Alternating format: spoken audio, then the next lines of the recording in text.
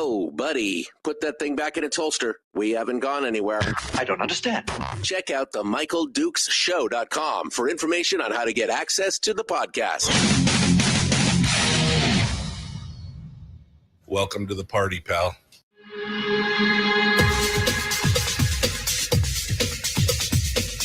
The Michael Dukes Show. The greed and the entitlement is astounding to me. What more could you want from a low-budget radio program? This is a dumpster fire. That was just BS. It is time to get a new perspective. We know just what you need, and we've got just the cure. Open wide and prepare for a steaming hot cup of freedom. I just don't fathom it. The Michael Dukes Show, streaming live across the world. Live around the world on the internet at michaeldukeshow.com and across the state of Alaska on this your favorite radio station and or FM translator. Good morning, my friends. How are you? Welcome to the program. It is the Hump Day edition of the Big Radio Show. Wow, there were so many. I was trying to record some actualities before the show to get this. Oh man, there's just so many things. And anyway, it wow, just wow. We're ready to go and ready to jump in with both feet and get things ready to rock and roll. Hour one today, we've got some headlines and some stories from around the state, including the latest on the parent, the student-teacher ratios, some madness with some of the teens that are going on around the state. Stuff happening down in Kodiak with some like a whole Ponzi scheme of permitting and illegal fishing and more, plus the latest from the House and what's going on with the budget talks. And wow, it's a lot. It's a lot. It's all coming down here this morning in hour one as we go through all this nuttiness and this madness.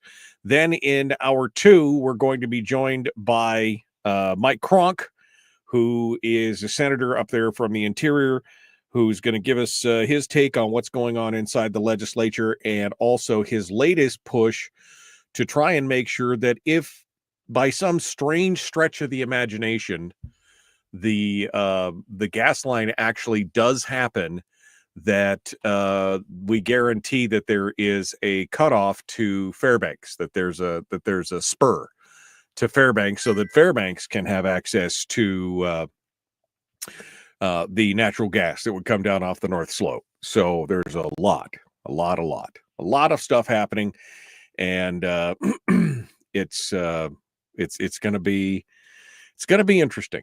Going to be interesting, to say the least. A good show, I hope, today as we continue on with this Wednesday stuff. How are you this morning? You ready to go? The weather just keeps continuing to tease me. I thought, it's like 30 degrees. It's going to be fine. Don't worry about it. And yet more snow overnight. I think I've probably got about 4 or 5 inches now down here. I'm still trying to decide what does winter in Homer actually look like? It's one of those things where I haven't quite figured it out yet. Took me a little bit to figure it out when I moved from Fairbanks to Wasilla, and now it's even weirder because I've had this false spring for 3-4 weeks, 3.5, 4 weeks of nothing, some rain, most of the snow is gone, and now we're back to there's a bunch of snow and everything. It's supposed to be 30, supposed to be 35 this weekend, but I don't know. I don't know. I can't tell. Somebody from Homer's going to have to lay it out for. I don't even know what it's like up in Soldotna right now.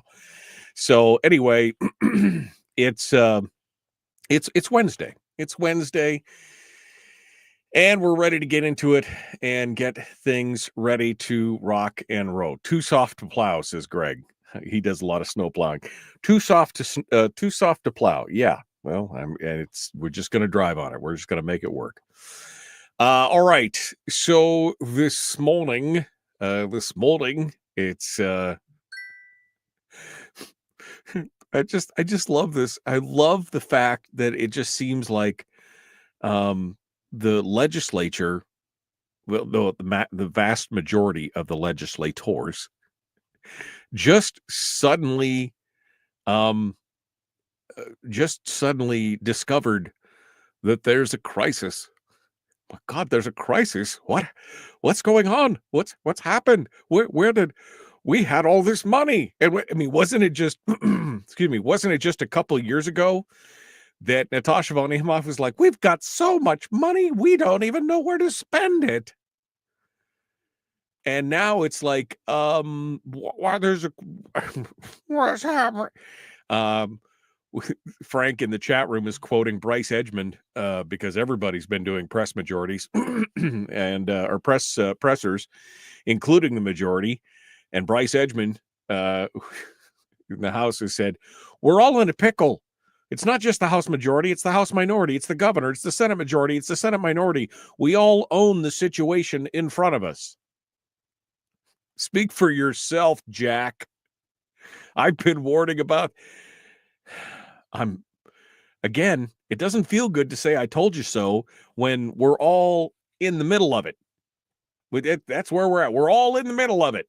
We're all feeling it. We're all going to feel the pain. We're in a pickle. We all own the situation in front of us. This is on you, okay? This is on you. Bryce Edgmond, Bert Stedman, even some of our Republican friends over the years who have caved on certain things own a part of this. But this has been coming for a long time. You know, I mean, this has been, yeah, Miguel just said, haven't you been speaking about this for the past 10 years, Mike? Yeah, probably the last 15 or 20 years. This is one of the first topics that we took up when I first started the show was, you know, that our spending was out of control in this state. I mean, this is crazy. But all of a sudden, it's a pickle. And it's all our faults. We all own the situation in front of it. You more than most, Bryce and Lyman and Gary Stevens and all the people who have been in the legislature for the last 25 years, you could have seen this coming. I mean, we've been talking about, how long have we been talking about the governor's tenure? Well, since Dunleavy's been in office, we really focused on it. The governor's 10-year forecast, because we could see it coming. $1.98 billion in the community. $1.98 billion.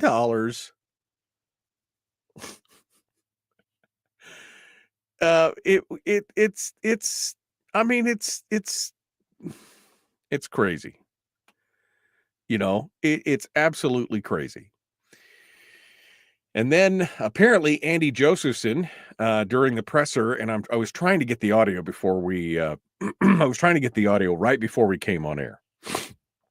And it's 30 seconds of Andy Josephson begging the minority to cooperate with the majority. Please, come. This is Andy Josephson, the one who is so against the PFD in so many ways, and yet accidentally left the PFD. It was an oversight. The accidental PFD. And then he spends 30 seconds begging the minority why, you know, to allow to go ahead and vote from the CBR, to vote from savings to fund everything. And then telling Alaskans he does not understand why we want the PFD. I mean, you know, and so this leads me to another question. And maybe this is just my cynicism showing. Maybe this is just my cynicism. But I start to wonder, was it really an oversight? Was it just a counting error, a scrivener's error? Was it really accidental? Or did they know that by leaving it in there, they'd leave this big old hole, and then they'd have to have an excuse? And then if they could cajole the minority into voting to draw from the CBR and then pass it over to the Senate, it would give the Senate a huge chunk of money to be able to do with what they want. I mean, you know, that's I gotta wonder. At some point, I mean, it's, you know, at some point I gotta wonder what's going on. So he spends time, and Chuck Kopp, he spent a good minute, you know, saying, well, I reached out to the minority, or I reached out to the now minority and asked them what kind of majority would they be? You know, would they, you know, and what would you do with the dividend? And if they'd given me a different answer, well, then I would have joined them. Although I'm hearing through the grapevine that he didn't really meet with anybody to ask them about any of that. He just kind of just went ahead and, oh man, this whole thing is just absolute madness with what's going on in there. So the House now is deadlocked. They got disagreements over the size of the permanent fund dividend. They've got, you know, school funding over the size of the budget itself, and more. Sean McGuire over at the ADN writes about it. Bryce Edgman also quotes, "I'm really reaching out to the minority. Let's negotiate. Let's talk about some things we can do to make ends meet in the way that doesn't eviscerate basic services." You know, this probably would have been a good thing to think about when you basically were stonewalling the minority, not voting for any of, in some cases, not even allowing their bills or their amendments to be heard. You know, if you wanted them to play nice with you, maybe you should have played nice to begin with. So there's a bunch of the legislative members that are all stuck on this $1,000 boost to the BSA, and that it has to be inside the formula. They want, you know, this is just, they're stuck in it. And again, the Edgmond pickle quote. And of course, there are some members of their caucus who are, you know, they only have a 1 vote majority. And so at any given time, any kind of waffling on their part, they're not going to be able to get anything done. Mia Costello, the House Minority Leader, suggested at a separate Tuesday media conference that the minority has been largely shut out from the budget debates. Like I said, now is not the time to come in and cajole and go hand in hand and say, work with us, help us, bail us out. It was like Sarah Vance said yesterday. Why would I bail them out of the mess that they got into? They're the ones that have created this. Costello said, we're willing to be part of the conversation and we want to move forward, and we're not often given that opportunity. And then Rep. Chuck Kopp, who is the majority leader, the Republican, ostensibly Republican, we need a House minority that's willing to step up, take some hard votes, and agree that you can't duck the question of the size of the dividend. I mean, the fact that it's Kopp doing that is just, wow.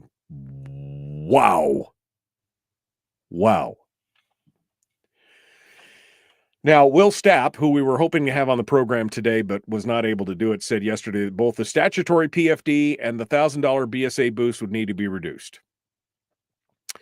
Republican Delana Johnson suggested recent budget additions should be pulled back. But neither the majority or the minority offered specifics about how to reduce the deficit beyond generalities about budget cuts and working together. This is where we're at. Now, what does this lead to? Probably special session. I'm thinking that is probably more and more likely at this point. But again, the fact that everybody all of a sudden is, oh my, there's a deficit. Oh my, oh my, we're broke. Well, no stuff, Sherlock. Have you not been paying attention? Oh my, what do we do now? We're broke. I mean, what?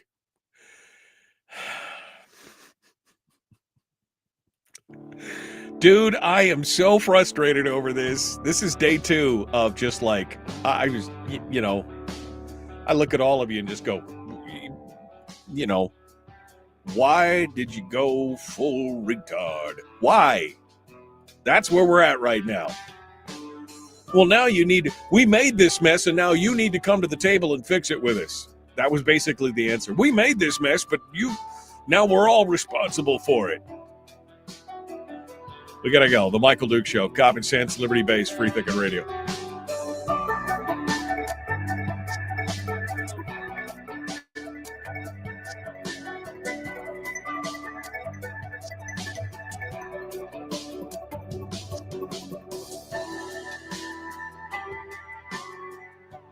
If you missed the show, you can listen to it on your time with Dukes On Demand. Oh, and it's free. Like America used to be. Streaming live every weekday morning on Facebook Live and MichaelDukesShow.com.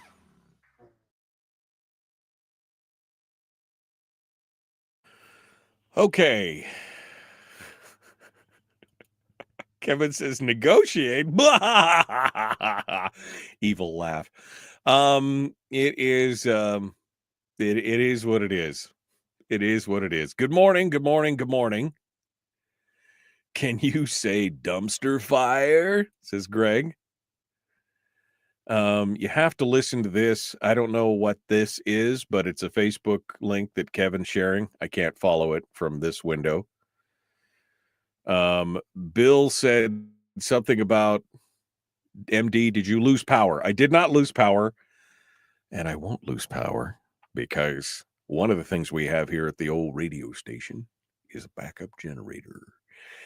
It actually went out for about 4 hours on Sunday, and the power in the house itself went out for about 15 or 20 seconds, and then it came back on. But none of the radio stations lost power. We were on the air the entire time because battery backups are a thing. And I got everything wired, so if everything goes down, this studio will stay lit. So I wasn't on the air at the time, in the studio, but it'll be interesting to see if we ever do have a power outage, because theoretically, I've got it all wired up so that we won't go off the air. The stations never went off the air because we got a big backup generator. Powers the whole top of the ridge here. Anyway, so are you without power, Bill? Sorry about that, my friend. Sorry. Let's see. The accidental PFD put in the subcommittee, in the committee substitute. Then when all the votes voted to adopt it as their working documents, they realized what they had done. They had to get it out by vote.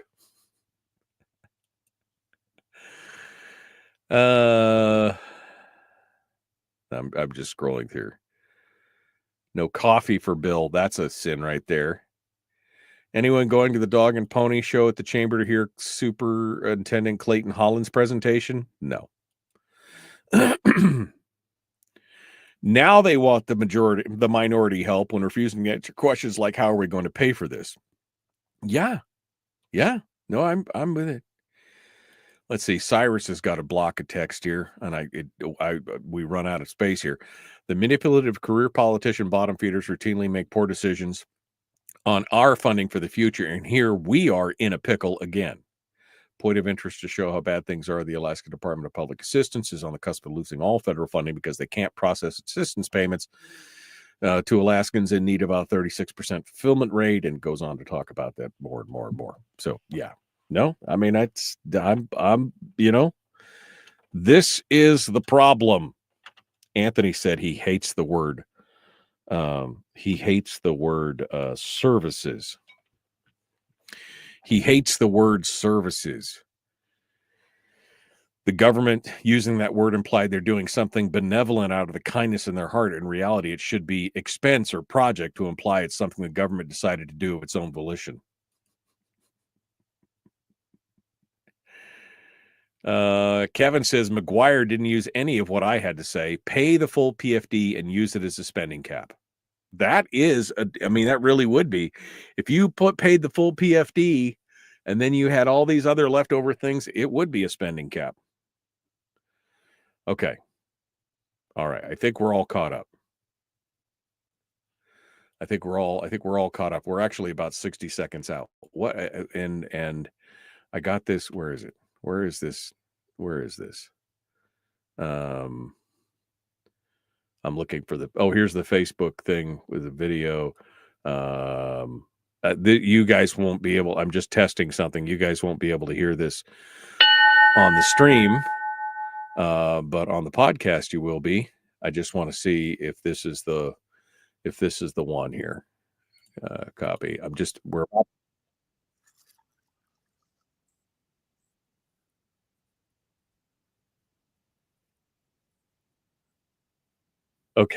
okay. You guys in the chat room are going to hate me for this, but I'm going to play this actuality from Andy Josephson. You won't be able to hear it, apparently. We'll see if we can get it on, but here we go. The Michael Duke Show, Common Sense Radio. Let's do it.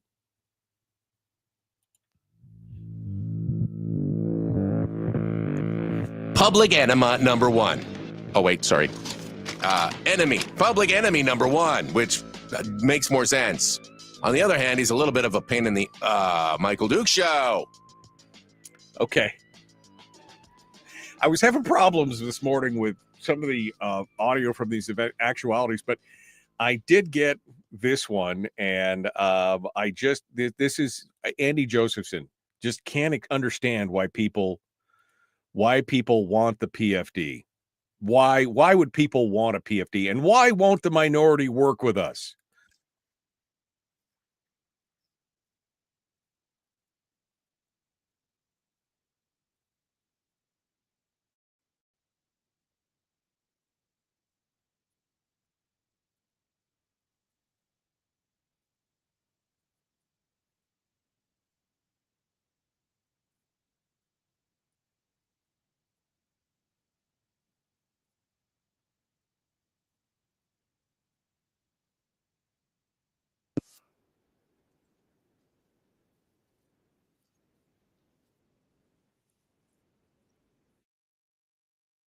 We need their cooperation. They expect an unaffordable full dividend. We need their cooperation because your stuff has been working out so well. So well. Thank you so much for all your help. Because your stuff has been working so well on this. I don't even know what to say. I just don't even know what to say to that, other than welcome to the party, pal. I'm sorry, Mike Cronk is asking me a question about being on the show here in just a few minutes. I can't talk and type at the same time.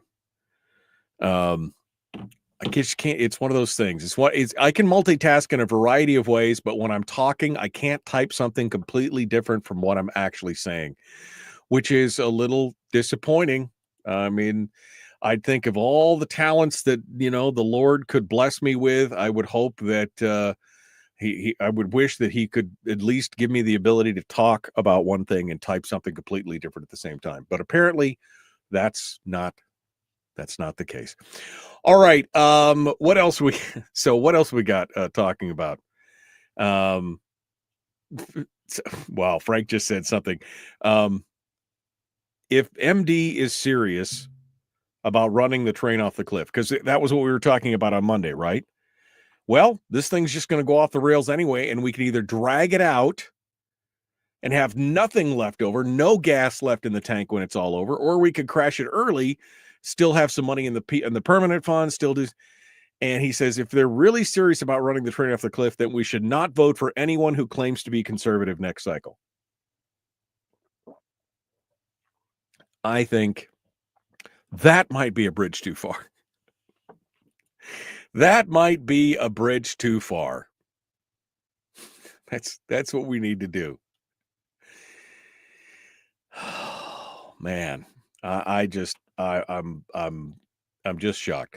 All right, well, let's get off the legislature for just a minute here, and let's talk about some of the other stuff that's happening.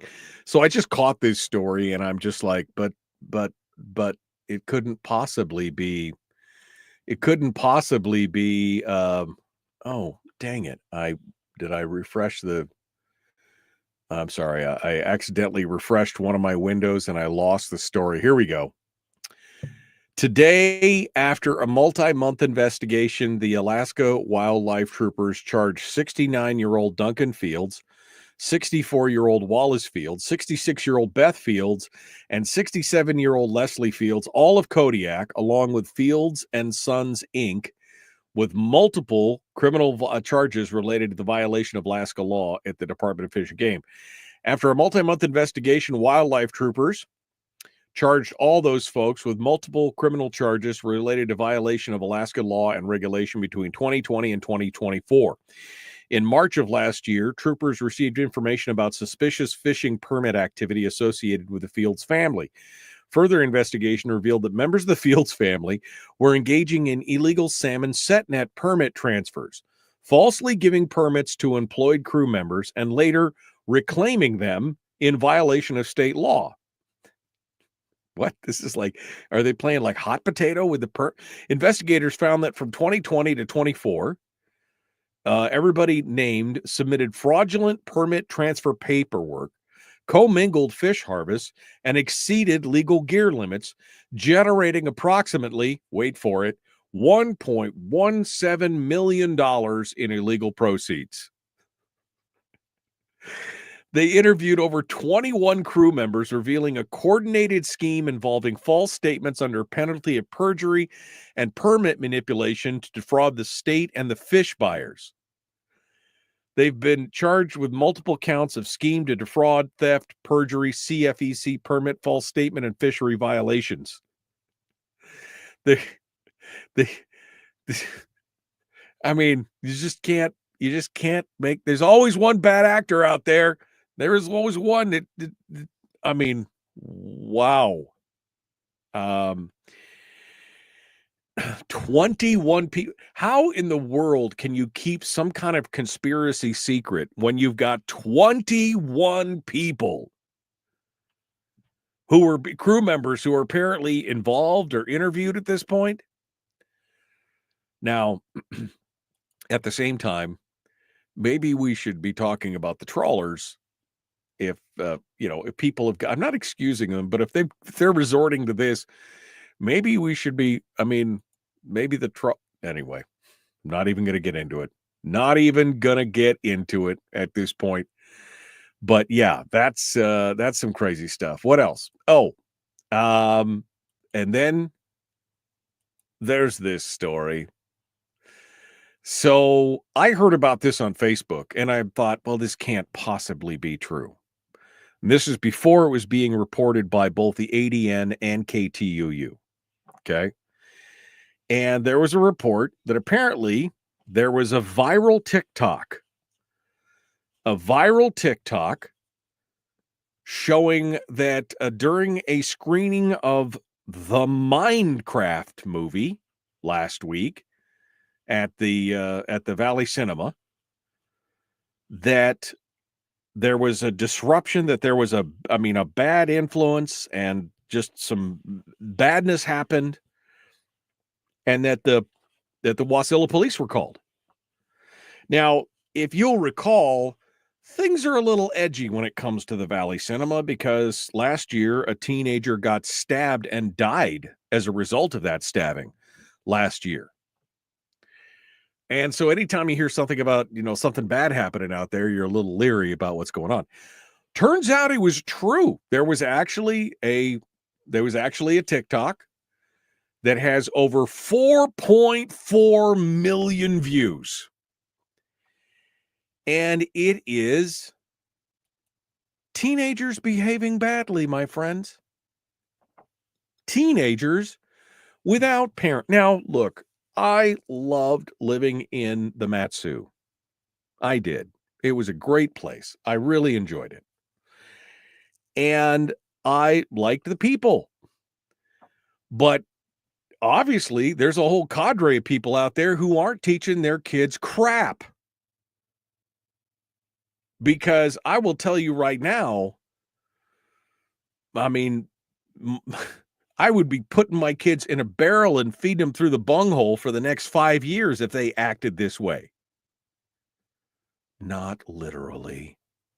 Everybody out there, somebody dial OCS. He's going to, all my kids are grown, so forget it. But you know what I mean? These kids were behaving badly. Now, according to some of this wasn't caught on the part that triggered this whole thing was not on video. Apparently, a group of teenagers were being rowdy, and they were asked by cinema employees to cool their jets, right? Now, this whole thing is part of a national trend, apparently. And I don't know if it was I couldn't figure out if it was an actual TikTok challenge or not, but apparently during the Minecraft movie, they're treating it like it's a Rocky Horror Picture Show, right? Like when a certain creature comes out or a certain character does something, they all, you know how it is, a toast, and everybody throws toast. Remember the Rocky Horror Picture Show kind of thing? But apparently during this, they would just throw popcorn all over the place. They'd spray their sodas in the air. There was pictures in one of the TikToks that I found about it where they were vomiting all over it's crazy. So this group of teenagers in Wasilla were getting rowdy, and when they were confronted by the employees to ask them to calm down, they got physical with one of the employees and body slammed one of the employees against a wall. Well, the manager had about enough of that, and he called the police. And the video that is up on TikTok with 4.4 million views shows the Wasilla Police Department. It shows the movie pausing in the middle of the movie and the lights coming up and everybody being mad and booing and hissing. And then the Wasilla police are standing there saying, you, and you, all in the back. You're not welcome here anymore. Get out. And the teenagers complaining on the way out the door. This is just bad behavior. You know what? These kids need a beat down in real life. Like, a beat down. I'm sorry. I can't say if I was, no. And of course, the problem is this is going on across the nation.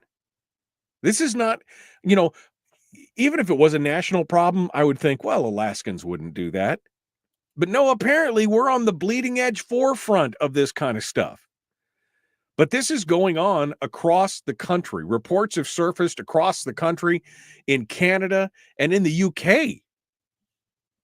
And now in fact, it got so bad in the UK that at least one of the big movie chains in the UK puts up a warning at the beginning of the movie that says disruptive behavior, including taking part in TikTok trends before, during, or after a screening, will not be tolerated. I mean, they put a thing up on the screen. But this is the monkey see, monkey do behavior that is going on across, for this whole thing, the Tide Pod, the Cinnamon Challenge, all this other things, everybody looking for their viral moment of fame. And of course, the teenagers are the most susceptible to this because they have no regard for future consequences. But this is just, I did not expect this. I guess I expected better. And I thought, well, we're different up here, but apparently not. Apparently we're not any different than any of this. I will tell you this, if my kid had been one of those things, had been one of the kids that were escorted out, I recognized them on video. I found out about it through the grapevine that they were the ones that some of them body slammed. That was the other thing. That was it was this lady's first day on the job. It was a woman who was an employee at the theater being body slammed against the wall by teenagers. And there's a group, the group is about 15 strong. So good job picking on a woman, guys. But she shared with KTUU that it was her first day on the job.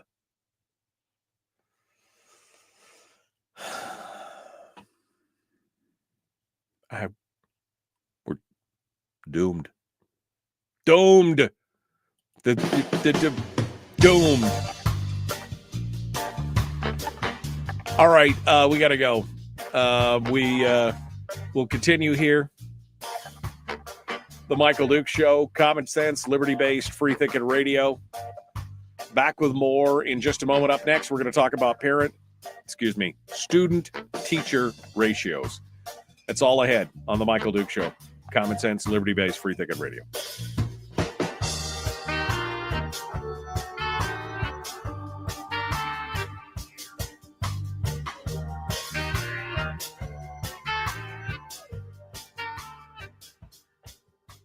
If you missed the show, you can listen to it on your time with Dukes On Demand. Oh, and it's free. Like America used to be. Streaming live every weekday morning on Facebook Live and MichaelDukesShow.com.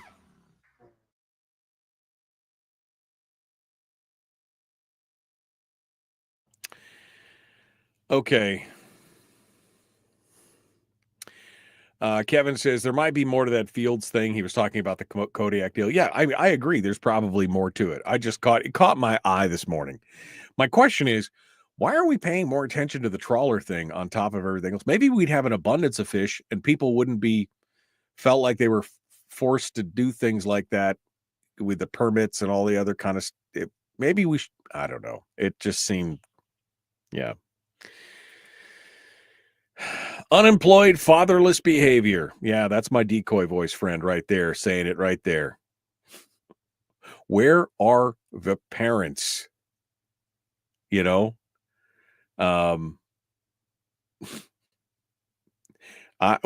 are the parents? Melody said, I'm so glad I chose not to take my kids to that movie that night. I was at a local middle school yesterday. There was Wasilla PD everywhere. Well, that was probably through this other story that I didn't get to. A teen was arrested. 17-year-old student was arrested following an investigation regarding suspected drug distribution at Matsu Career Tech High. The troopers found packaged marijuana and a handgun with an altered serial number found inside the student's vehicle. What the I mean, what? I mean, that could be it. I just don't know. All right, I'm gonna play you guys this Josephson. I was able to record it while I was playing it. And I know you guys missed it, but this is Andy Josephson. I think it's probably got a little bit of my commentary on it too, but I'm going to play it again because you guys missed it. I wanted you guys to feel my pain. Andy Josephson begging, not understanding. Why do you guys want a PFD? We know better than you how this should work. Don't you know? No. Public enema. No, that's not what it was. That's not right. Okay, I lied. I wasn't able to get it. That was not what I had. What's not what I had. Well, maybe it was. It was that one. All right, hold on. Here it comes. Public enema number one. Oh, wait, sorry. Can you guys hear that? Public enemy number one, which makes more sense. On the other hand, he's a little bit of a pain in the Michael Duke Show. Okay. I was having problems this morning with some of the audio from these event actualities, but I did get this one, and this is Andy Josephson. Just can't understand why people want the PFD. Why would people want a PFD, and why won't the minority work with us? Why there are people who still cling to this vision that we can pay a multi-billion-dollar dividend is beyond me. I'm troubled by it. And I respect that people have a position about how this is the Alaska people's share. I get all that. I've read the editorials. There are some legal arguments there. But I think that we need the cooperation of the minority. This is their budget too. We haven't had that participation. Instead, they seem recklessly to support a unaffordable full dividend. We need their cooperation. We need their They're just not participating. This is their budget too. I mean, we haven't given them any opportunity to change anything, and we've held them back, and we're treating them like redheaded stepchildren. But it's fine. Don't worry about it.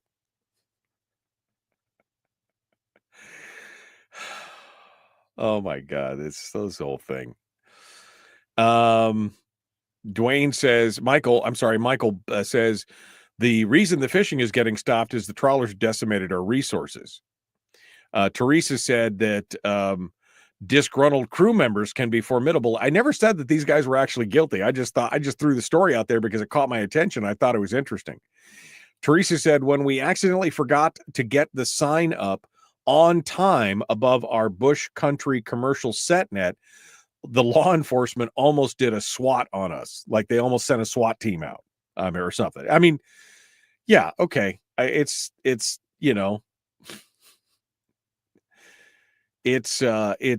crazy. It's crazy what's going on.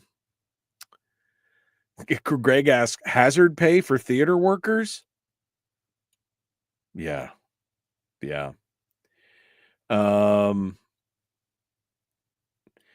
Many years ago, back in Minnesota, we had one theater in Minneapolis that would screen Rocky Horror Picture Show on the weekends, and that was it. It was treated like a fun, interactive event, and people didn't act like morons. No, and those theaters always prepared, right? They put trash bags over the seats and everything else because there's always stuff flying around and everything. Where are the parents? I wasn't hitting the wrong buttons. All right, here we go. We're about to jump back into it. Teen crime is an indicator of a lousy economy. No, it's an indicator of lousy parenting, Harold. That's the problem. And a lousy education system. Both in this case. All right, here we go.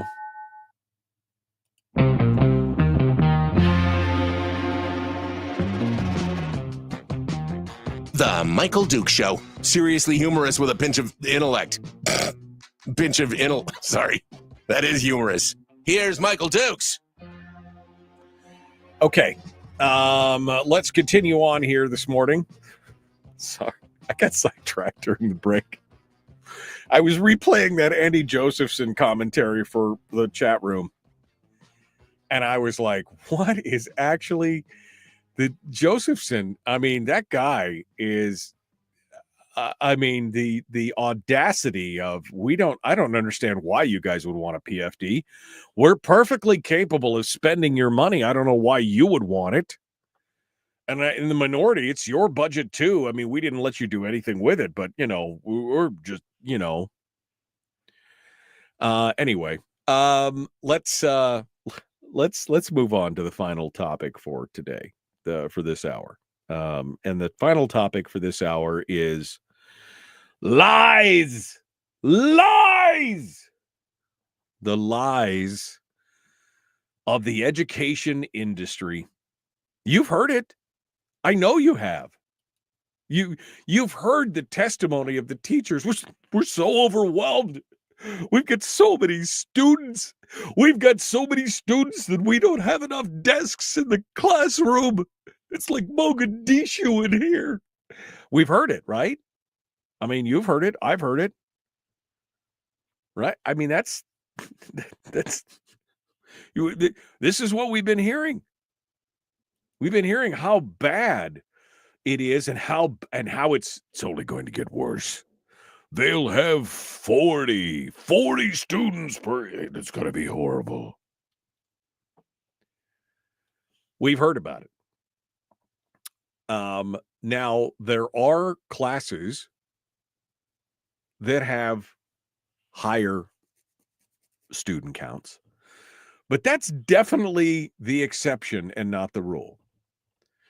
In the meantime, several bills have been filed to cap the number of students in the classroom. Now, Zach Fields filed a bill, HB 98, trying to limit the pupil-teacher ratio in public schools. But surprisingly, his bill only applies to districts that have more than 40,000 students, which means it only applies to the Anchorage, apparently, to the Anchorage School District. Apparently, it doesn't, apparently class size doesn't affect learning anywhere else. Only in Anchorage. Only in Anchorage. Then Julie Colomb got in the mix, filed HB 165, which also caps the number of students per classroom, but her bill only applies to districts that have more than 35,000 students.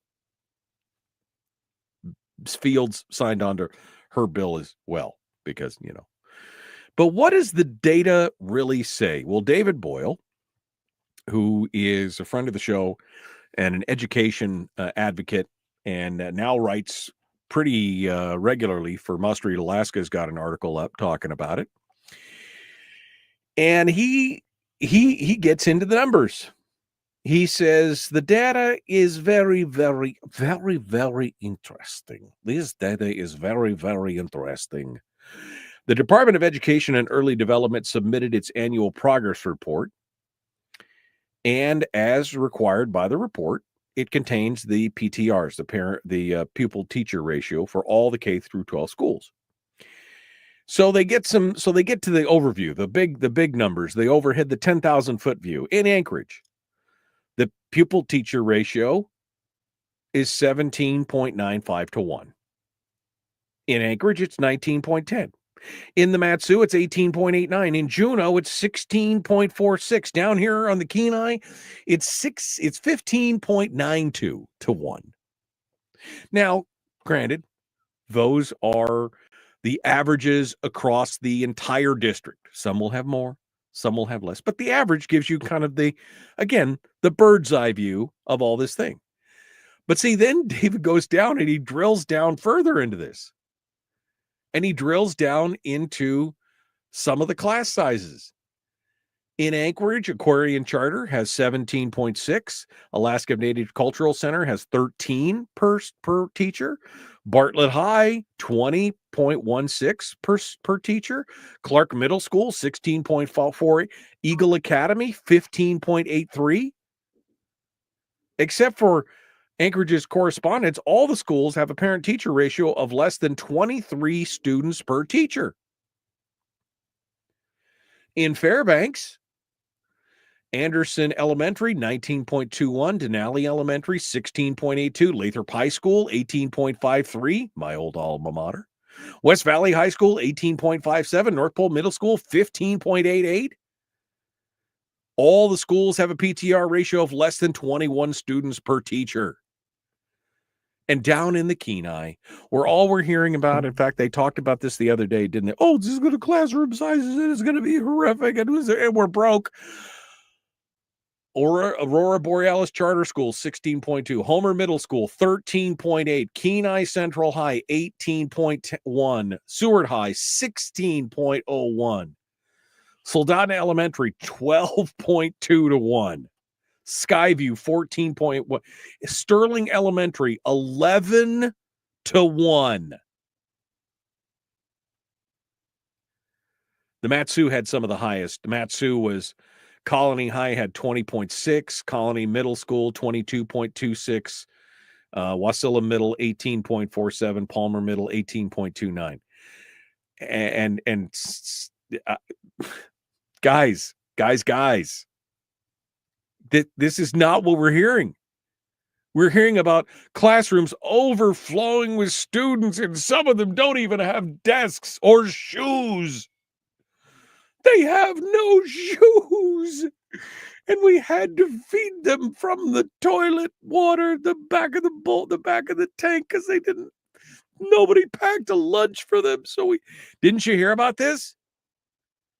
You did I mean, this is what happens when you've got an industry out there trying to basically just bilk money out of you. Bilk it. Well, why do you hate the children? Don't you know they have no shoes and they have no desks and no pencils? And it's all because you hate the children. There's 40 children per classroom. And they're going to lay off 400 teachers.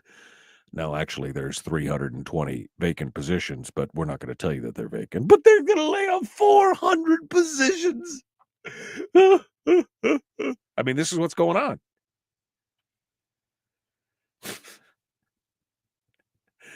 They claim the PTR is not a source measure, says Kevin, because it includes any employees with a teaching certificate, including administrators.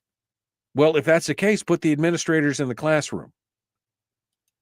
That's not, and by the way, the PTR, that's not how it's meant to be counted. Because if that is how you're counting it wrong. PTR is supposed to be a judge of actual pupil to teacher in the classroom ratio. If you're counting all those administrators who happen to have current teaching certificates, you're doing it wrong. Unless by doing that, you get more money for something else, in which case maybe you're doing it right.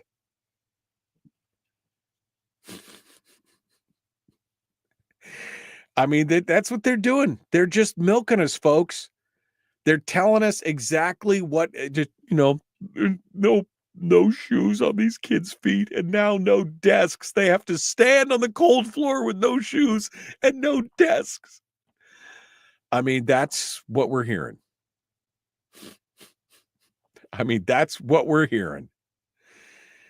But those numbers don't lie. I mean, the NEA, the teachers, apparently the districts, they're apparently, but apparently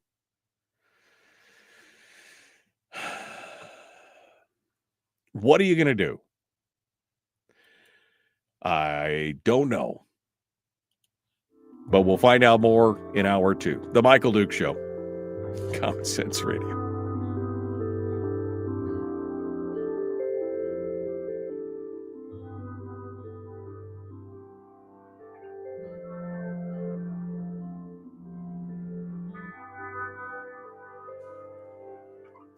Melissa says, we do have classes with 27 plus in the classroom in Fairbanks in all grade levels.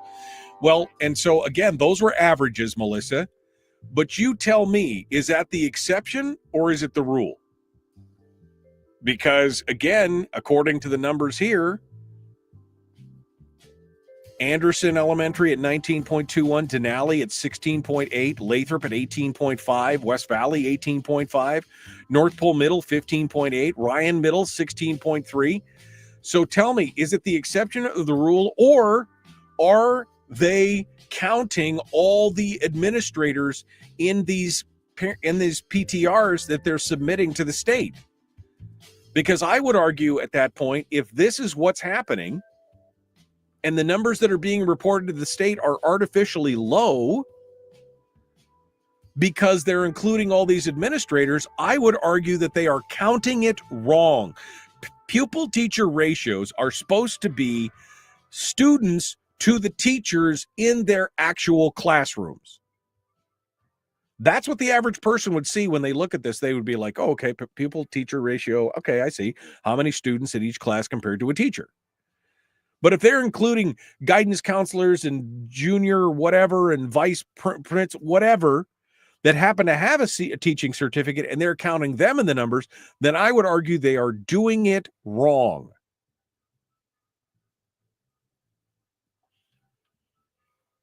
That's what's going on. So, and like I said, there may be some but those are the exception, not the rule. Those are the averages. Okay. Sorry, I'm getting a little worked up here. I'm getting a little worked up about all this stuff. Let me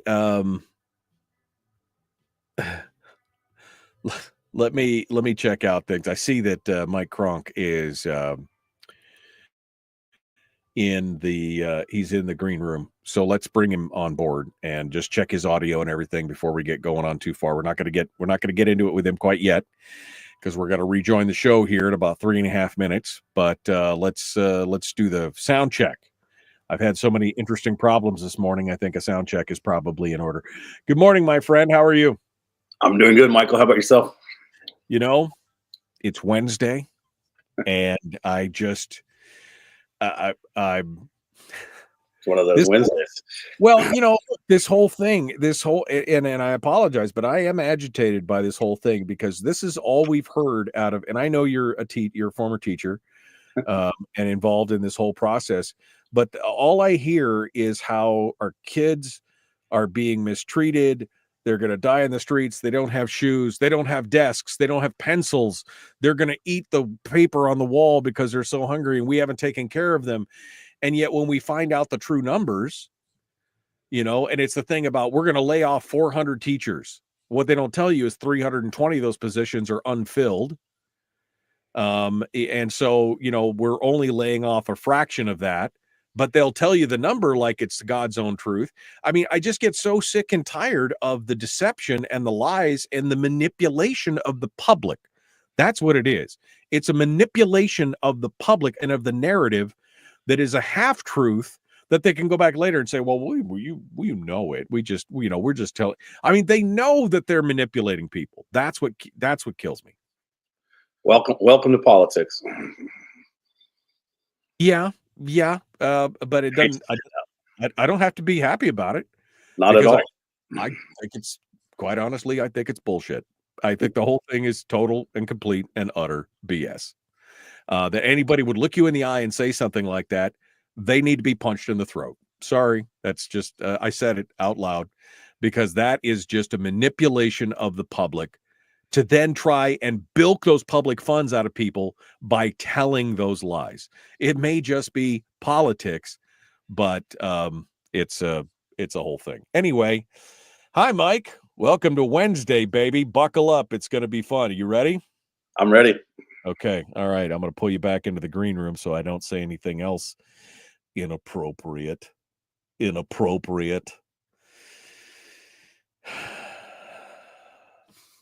Total and utter.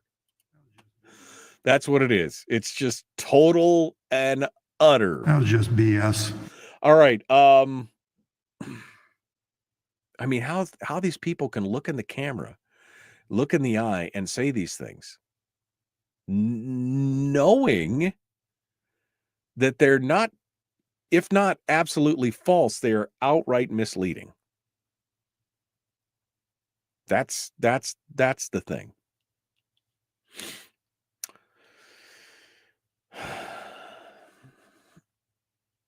Okay, I'm going to try and calm down here.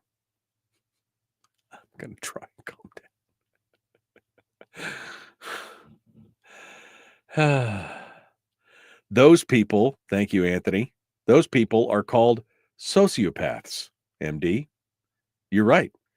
Wasn't that the study that came out here? I don't know. I talked about it probably 15 or 20 years ago, talking about sociopathy, where they discussed that the vast majority of people who are in, you know, higher bureaucracies or elected offices are basically, they have all the characteristics of sociopaths.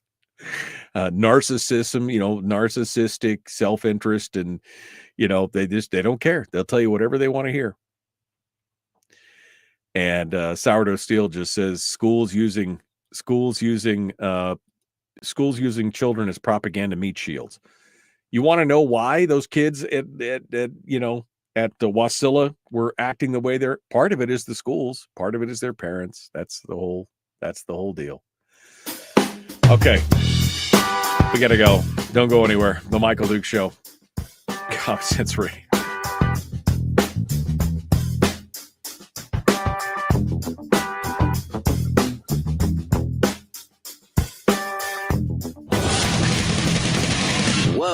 Buddy, put that thing back in its holster. We haven't gone anywhere. I don't understand. Check out the MichaelDukesShow.com for information on how to get access to the podcast. Welcome to the party, pal.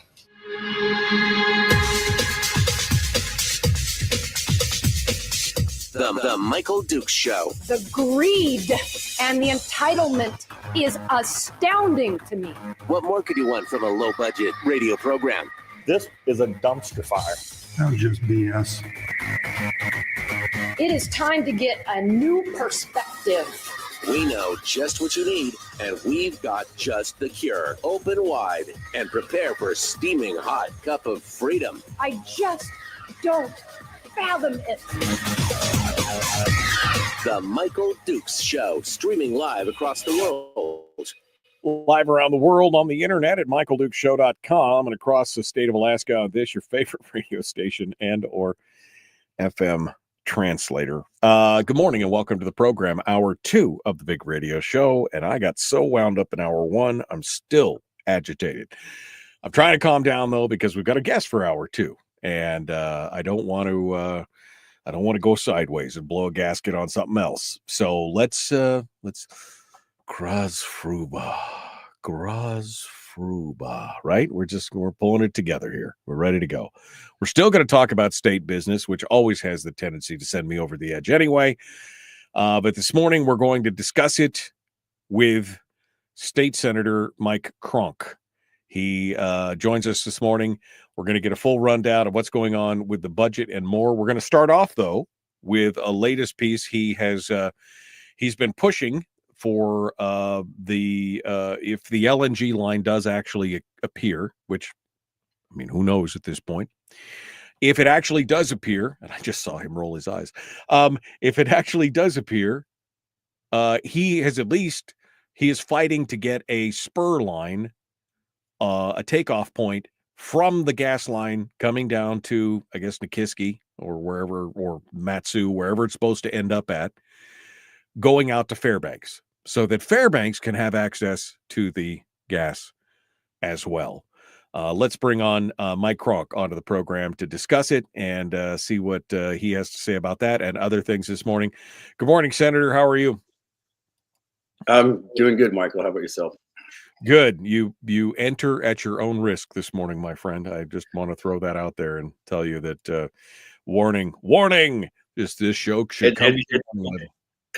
It's funny you say that because my daughter texted me last night. She goes, "Oh boy, you're pretty brave to get on the Duke show tomorrow." We're pretty fired up. So that's okay. Well, I'm pretty fired up about a lot of things, Mike. And then your answer during the break when I was asking you about this was like, and not that you're wrong, and but your answer is, well, it's politics, and that just makes me want to just smack somebody right in the kisser, because you're right. It is politics, but we should have an expectation of people being better. I mean, really, we should have an expectation that people shouldn't blatantly lie to our face and to put misleading stuff out there en masse to then try and deceive and inveigle people into giving them more money. That's my main. I'm going to stop talking about this. Let's jump into the AKLNG project. Now, I happened to look down at the green room screen when you were when I was talking about the LNG, and even you kind of raised your eyebrows when we're like, I don't know, Mike, how many times have you and I both heard that the LNG pipeline's going to be here next year, right? Or it's coming, it's going to be. So I'm a little jaded, but if it does come to pass, it obviously needs to serve the citizens of the state.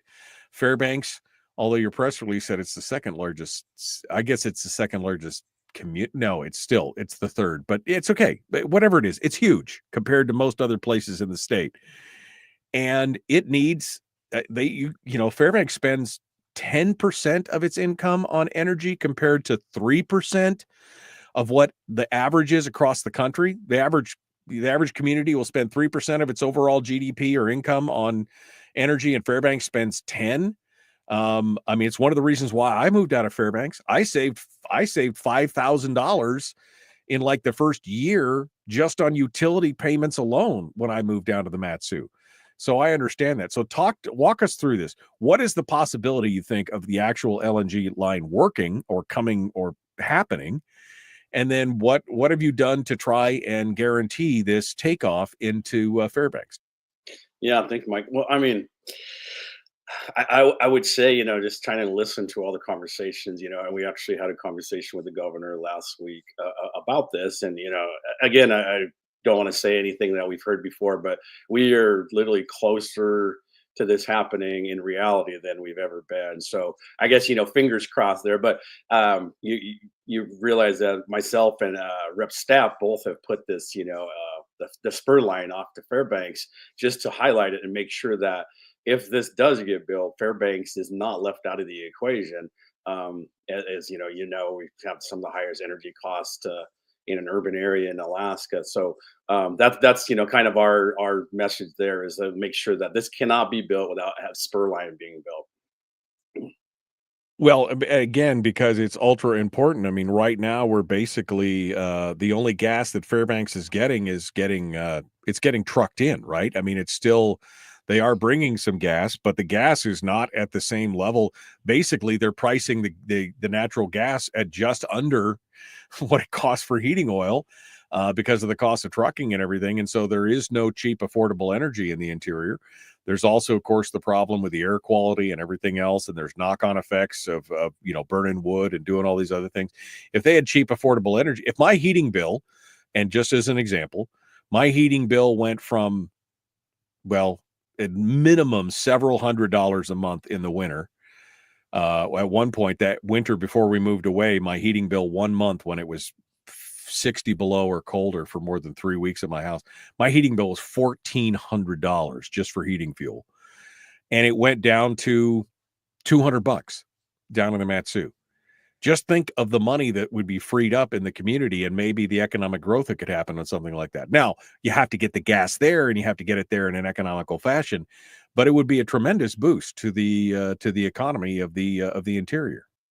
Yeah, absolutely. I mean, everybody with lower energy costs, realistically, all costs should be lower. I mean, it's doors, everything has lower costs. We should have that. But I'm even, I was talking with Rip Stapp yesterday. It's like, how do we, if we're going to build something like this, how do we make sure a majority of Alaskans truly, truly benefit it? The gas is ours, right? So how do we make sure that the gas being used in Alaska for Alaskans is the lowest cost possible? I don't really care what they want to charge people to export the gas out, but how do we get this gas into people's homes and, and for electric rates at the lowest cost possible? Even if that means, I know everybody looks at revenue all the time. Even if that means, losing some revenue to the state, it's not really a loss. It's as long as the people are benefiting from that, because we've never truly I don't see where we've ever truly done anything for Alaskans. And I want to see this project a true project for a majority of Alaska. Obviously, we can't make these savings go all across Alaska, with so many remote villages and stuff. Right. But how do we make this the most of a benefit for all people of Alaska? So, right. Well, because the Constitution says that they are supposed to develop the resources to the maximum benefit of the people. That's the wording. It doesn't say maximum tax revenue. It doesn't say maximum amount of money. It is the maximum benefit to the people. And unfortunately, the economics are what's gotten in the way. We've got 17 trillion cubic feet of gas on the North Slope. I mean, more than almost any place else on the planet. And yet we don't have access to it. And it's all because of the financials and the economics of trying to get it down to a place where it's usable.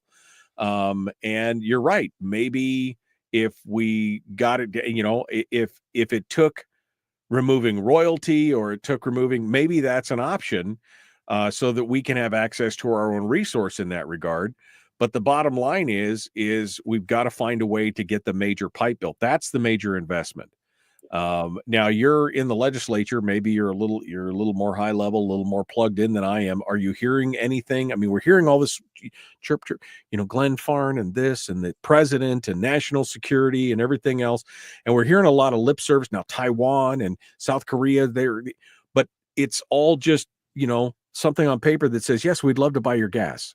There's no commitment to no commitment for steel, no commitment for money to invest in a pipeline. There's nothing that I've heard. Have you heard anything? Is there any movement in one way or another on this? Heard the same snippets you've heard, Mike. No, I can't say I have. So I applaud the move to make sure that we have a takeoff point. And quite honestly, as we come down from the North Slope, there should be takeoff points in every community that's even close, or at least the option to have a takeoff point landing site where if the community decides they want to bond or build a feeder pipe to the pipeline or what, I mean, I think that should be part and parcel of the project. Even if it adds a little cost, every community on the way down should be able to have access to it on the way there. I think that would be a major thing. I mean, you got Nenana, you got, wherever they're running the pipe, if they're running it parallel to the highway or to the pipeline itself, anywhere they're running it, yeah, they should have access to it one way or the other. Yeah, I heard the only, I brought that up. I heard the only issue about that is it's such a highly pressurized system that you really can only have a couple takeoff points in the line. So that could be a problem. I'm not, obviously I have no idea about that part of the gas pipeline and the aspects of that. But when I did ask about that could be one of the concerns of you can't have too many takeoff points. Well, maybe get two, one in Fairbanks, one in Denali, or something along the, you know what I mean? If you get two, then if you need to run feeders to every, you do what you need to, but at least have some access. It shouldn't be at the top and at the bottom and that's it, right? Somebody in the middle of that 800 miles needs to have access to it. And it makes sense. So is this a bill form and is it on the floor? What's happening with this? We heard it in Senator Resources just the other day and on Monday, and literally we just got word that they will kick it out of Resources on Friday. So okay, so it'll go right to Finance. Yep. So it's going to Finance. Okay, so it is coming. But is it a financial bill or is it just say there's a zero fiscal note, so it may just go right to the rules. Yeah. Okay. All right. So and this is because it's a resolution or is it a bill? It's a piece of legislation. It just has a zero fiscal note. Yeah. Okay. Zero fiscal note. Okay. So it's a mandate. It's a statutory mandate, but it doesn't have any cost associated with it. It basically says you shall, right? Yeah, you will. It will happen. It will happen. If it does happen, if the line is built, it will have a takeoff in forever. So good for you. That's a good idea. All right. We're coming up on the break. I want to get into the majorities, the House majorities presser yesterday and some of the things that are being said from the Senate majority as well. And I want to get your take on it as a former representative and now as a senator.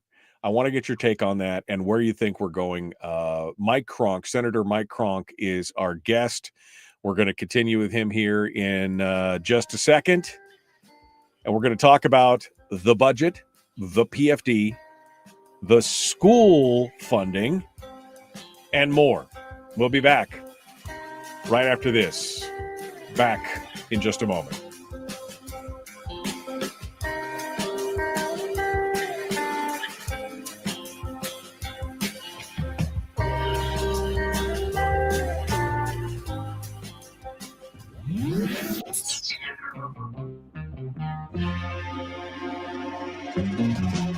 Running on 100% pure beard power. Oh, also some coffee.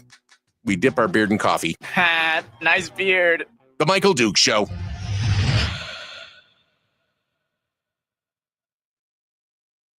Okay, we're in the break right now. Mike Cronk is our guest. Rob clarifies. It says it mandates that the Fairbanks spur gets rolled into the cost of the main line. Right.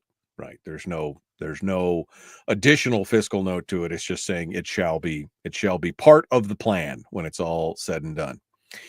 I saw, where was it? Too many comments here. Bringing the line to Fairbanks guarantees a customer base. It's bad economics to cut off Fairbanks. Yeah, I mean, it doesn't make any sense. You got a borough of 90,000 people there that would have plenty of uses for natural gas in a variety of ways. First and foremost, to mention that, GVEA, if they had access, if they could convert to gas for their turbines, it would drop their electrical costs tremendously. And then it would be, I looked at natural gas before I left town, because they had just literally the year before I left, they dug up my yard and put the IGU, put in the gas pipes and everything else.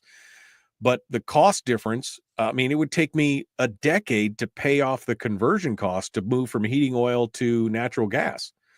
And then I'm at the mercy of whatever they decide the natural gas price is going to be. I have no choice to, and so I never converted because it didn't make any sense, because the pricing of the gas was, like I said, just below heating oil at that point. And that's been the big problem. That's why IGUs had such a hard time. It's one of the reasons why I was never supportive of it, because it was never going to make sense until we actually had a gas line that was touching Fairbanks, right, Mike? Yeah, no, correct. I agree. It's and I know me and Representative Stapp are talking about possibly figuring out somehow to add maybe an amendment to whatever taxes that are pulled from the line, that could go into a fund that helps build out the infrastructure in the Fairbanks area. So, if ratepayers are going to pay for it, they're not going to save money, right? We all know that. That's just not going to happen. So how do we best use this resource for the people of Alaska? And I think that should be all of our, should be high on everyone's list of making sure that happens. Right. No, we all want to have access. If we all are owners, and we are under this Constitution, I didn't build it. I didn't write it. I didn't have a say during statehood when the federal government yoinked all the mineral rights away and made it a condition of statehood. So we're living under this quasi-socialistic, Constitution. But we got to live with it. So since we're all owners, we should be our first best customers, right? We should have access to our own resource first. And so, not surprising that's where we're at. Unfortunately, again, the economics are getting in the way. And while I understand, I know that sounds like it goes back on my argument earlier about the Cook Inlet gas, where I said import because it makes more sense. But the economics of that makes sense in the short term versus the long term, because we've been being promised a gas line for 50 years. 50 years, it's always, in just a few years. In just a few more years. Again, I'm always reminded of Jim Whitaker's office, sitting in his office, and he had a framed newspaper behind the wall, and it said gas next year, or whatever is a gas line. It's from 1959. The paper was that there was going to be a gas line from the North Slope somewhere down to and it's just never happened. And that's where we are today. We are. All right. I'm just looking to see if there's any other comments here that are pertinent. The IGU, already a customer base. There are people that use gas in Fairbanks. Yes, there are. There are people that Fairbanks use gas in Fairbanks. One of the challenges, though, that I always was worried about was that if they were able to get widespread gas in Fairbanks, they would absolutely mandate that everybody get on it because of the air quality issue. That's a whole separate show right there. That's a whole separate show, that if they mandate that you couldn't do anything because you had to get on gas because that was the cleanest. But that's a whole different show. That's a different problem to have. At least it would be a little cheaper in the long run if we had access to our own gas. All right, Mike Cronk is our guest. We're going to continue. Let's get back to it. The Michael Dukes Show, common sense, liberty-based, free-thinking radio. Do me a favor, please. Like and share this show. Like and follow the show page. Share it with everybody wherever you're watching. That's how we get more people involved in this process. We need more folks to be paying attention. Let's get to it. Common sense, liberty-based, free-thinking radio. Here we go. The Michael Dukes Show. Not your daddy. Wait, sorry. Not your daddy? Ooh, not your daddy's talk radio. Whew. I was scared for a second. Thought we were going down. Here's Michael Dukes and the show.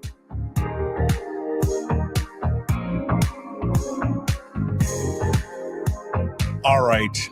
We're back. State Senator Mike Cronk is our guest. We just finished talking about AKLNG and this proposal. What's the bill number, Mike, on this? The SB number? For you. Boy, I want to say 114, but I have so many bills, Mike. I don't actually remember which the Okay, bill all number right. is. Anyway, it's going to be coming out this week, maybe to finance on Friday. So we'll see what's going on with that. We'll keep track of it and let us know. All right. We are moving on now to the bigger news, which of course is that the House apparently has finally finished their budget, quote unquote. But now they're stuck on the floor and they've got lots of file. And now we had this presser yesterday where they basically said it's the minority's fault because they won't play ball with us. They won't cooperate. They need to cooperate. It's their budget too, even though they had no input on it, even though they had, all their amendments were riddled full of bullet holes and they got told to shut up and sit down. But now it's their pickle too. They all need to do it. And we've seen this kind of stuff before. Mike, you used to deal with this when you were a representative in the House all the time, right? Getting treated like a redheaded stepchild until they needed you. And then, of course, it was all your fault because you wouldn't play nice. Yeah, Michael. I do my best to stay out of what the House is doing. But yesterday's press conference, actually, I was pretty pissed off after that press conference. I'll be honest. That was one of the most disingenuous press conferences I've ever seen. From the House majority, I'll probably catch heck for saying that, but that's their budget. 2 years ago when we were in the majority in the House, our first, when the governor sent the budget with the full PFD, our first decision, which was very hard because we are the caucus of the PFD people, was to reduce the full PFD to a number where we could pass a balanced budget. And I don't know if anybody doesn't think that's a hard choice, but that was a hard choice. That was our first thing we did as a finance committee, as a majority. And you listen to that. I don't even know what the name I want to call that yesterday. They made an excuse for their majority of supporting a full PFD. It's just a math problem. But for the minority, like you heard, oh my God, I don't know how anybody could support a full PFD anymore. It was truly disingenuous. That is their budget. They own that budget. We did the same thing. Very few amendments ever passed. When you're in the majority and you kind of create that budget, the first thing I would have done as a 21-19 majority is I would have been, hey, let's kumbaya, guys. Let's we're going to be friends. We're going to do everything we can to work together. We'll help each other in legislation. We'll be as friendly as possible to pass a budget. That's not how they started this show up. They're like, wow, right. Because there's some insider baseball there. What you're talking about, just so the folks that's when you guys were majority, you had a bigger majority, right? 23, 24. When you got a 21 majority, you realize that at any one point, any legislator who gets a hair in their soup or whatever, they're like, oh, well, they can hold the whole thing hostage. So when you're at a 21-19 majority, at one point you're going to have to work with a minority. So you shouldn't sideline them. There's some strategy here. And their strategy was dog crap. They basically treated you like they would have if they had a 25 vote, if they had a 25 majority, because then they could have done anything they wanted and just ramrodded it through. But now it's like 21-19. And now when you guys won't play ball, now it's all your fault. This is the blame game. This is the passing of and the shaming. And then again, like you said, kind of the dichotomy of, oh, well, it's a math problem, but we just don't understand why you want a full PFD. Because wouldn't it be better if we just had all the money and spent it for you? I mean, that was the implication. I mean, just the audacity of somebody like Josephson saying something like that. Like, I just don't understand why you want this full PFD. Well, because it's our money, Jack. That's why we want it, because it's our money and we do better than you at learning. We know better how we want it spent than you do. And they just don't understand that. Now we're seeing some of the same behavior going on in the Senate in the past as well. Now they said, Gary Stevens was adamant, we're not going to spend from savings. We're not going to do. And now he's saying, well, we're going to have to eat some crow. We're going to have to make some cuts.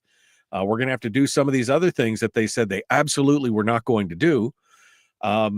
What do you think is going to happen? Oh, and I guess before we even get into that, rumor has it that the Senate is working on their own budget because the House has taken so long and it's such a hot, sticky mess that maybe the Senate has worked their own budget together and they might roll it up into an omnibus turducken bill and stuff it over into the House with a few days remaining.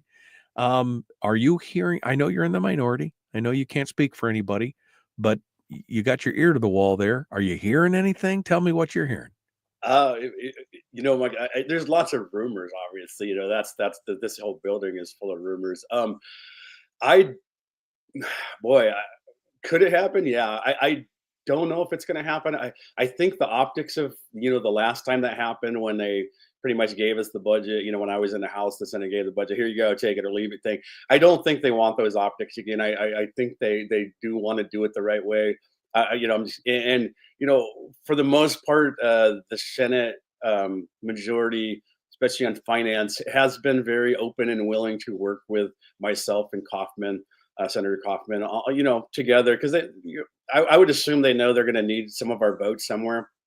I think we bring a different perspective to them, so I have to appreciate that part of it. But I think they'll wait. I don't think we'll turducken it. No, I think we'll create a budget, but I know for a fact that there's going to be some cuts.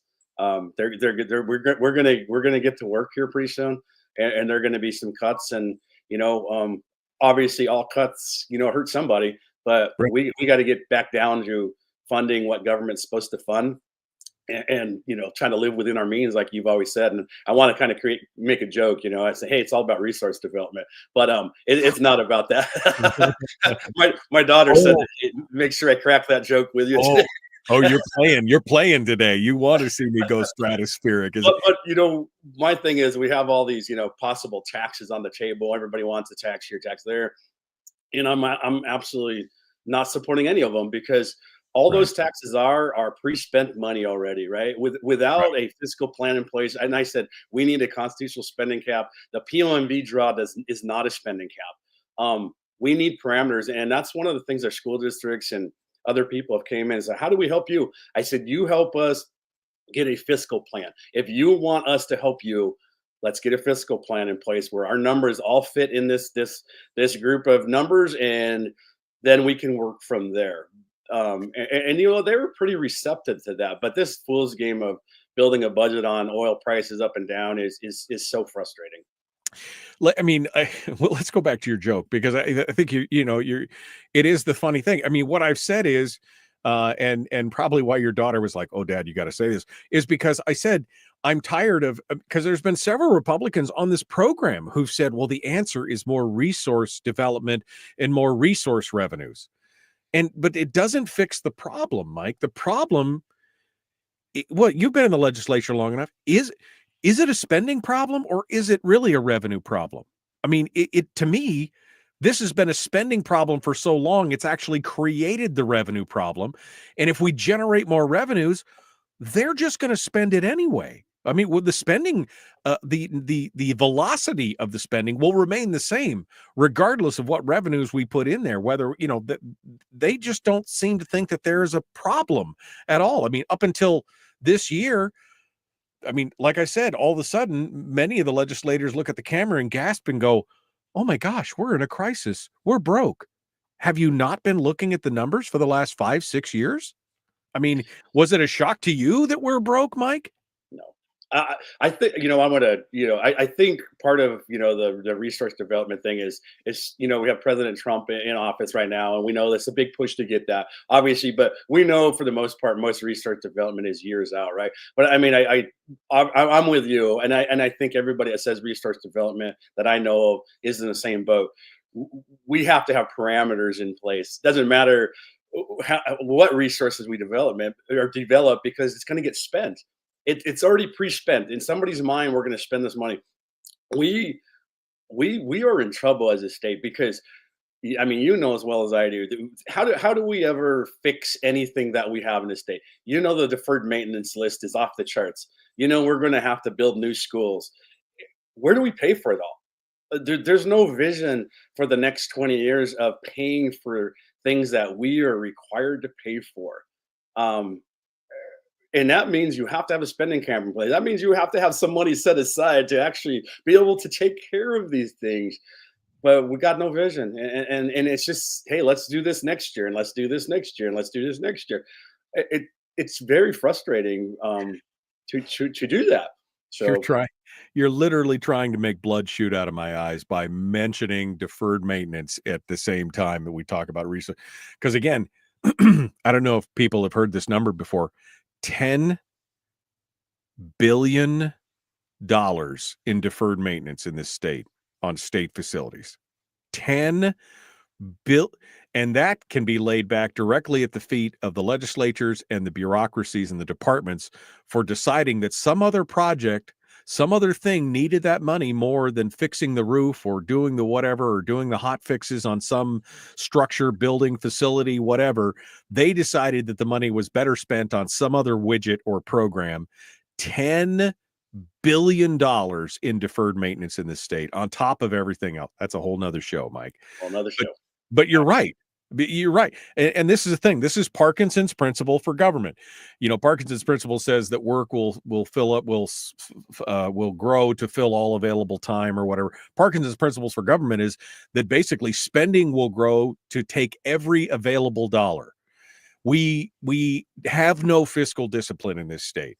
And I've seen a lot of the proposed spending caps that have come out in the last few years, and they would be meh. Some would be a little better than but we need a spending cap that basically takes the PFD out, keeps the other things out, and basically says this much and no further, with no extra caveats and bells and whistles, because otherwise, I mean, we got a spending cap on the books right now. How's that working out for us? Right? Statutory caps, they just statutory. We're the legislature. We don't have to follow the law. We write the damn law. We can do whatever we want, unless it's constitutional. Yeah. Although now I'm seeing that they're ignoring constitutional. I mean, by the Constitution, isn't our capital budget supposed to be 1/3 of the overall budget by the state constitution? I believe so. I'm waiting. I mean, you know, I know Senator Bishop highlighted that a couple years ago. Yeah. So, I mean, at some point you just got to say, if we're just going to ignore the law, we're making up the rules as we go along. How are we supposed to have any confidence in any of the things that are going on right now, Mike? I don't only on Mike. I can only imagine the frustration. I know if I wasn't in the legislature, you know, if I hadn't even touched doing this job, I would probably feel the same frustration you do. I mean, I do feel the frustration down here because I don't ever feel like I'm a politician. I still feel like I'm just a regular citizen that's down here trying to fight those forces of doing something that the people want, right? You know, and we, you know, we really need as a state, we need a vision, we need a plan that we have to stick to. We don't get this just to keep spending money wildly and for somebody's new project. We have a lot of things we have to take care of, and without that vision and without that, you know, planning, this is what it's going to be every single year. And we know for a fact the next 2 fiscal years are probably going to be worse than this one. Realistically, they're going to be worse. I mean, oil, you can check oil prices right now. And I'm like, good God, guys, can we do something now? Yeah, no, I mean, that's exactly it. And anybody who has been looking at the governor's 10-year projected forecast knows that the next 5 years are going to be excruciatingly tough. I mean, it's going to get worse. And as Trump has said, he wants to depress oil prices to help with inflation, to help the average person. And the average consumer is helped by low oil prices. The only entity in this room that's not helped is the state of Alaska, right? And so we've got a crisis that's just going to get worse. And it's just now in the 11th inning that they've decided, oh, we have a crisis. Maybe we should cut. I mean, we've been talking about this for years on the program. Mike Cronk is our guest. Mike, we're up against the break. Hold the line. Senator Cronk from up in the interior. We're going to continue with him here in just a moment. We've got one final segment coming up. We're going to talk about what he thinks about the size of the PFD, what the school funding should be, and more. We'll continue. State Senator Mike Cronk, our guest, The Michael Duke Show. Common sense, liberty-based, free thinking radio.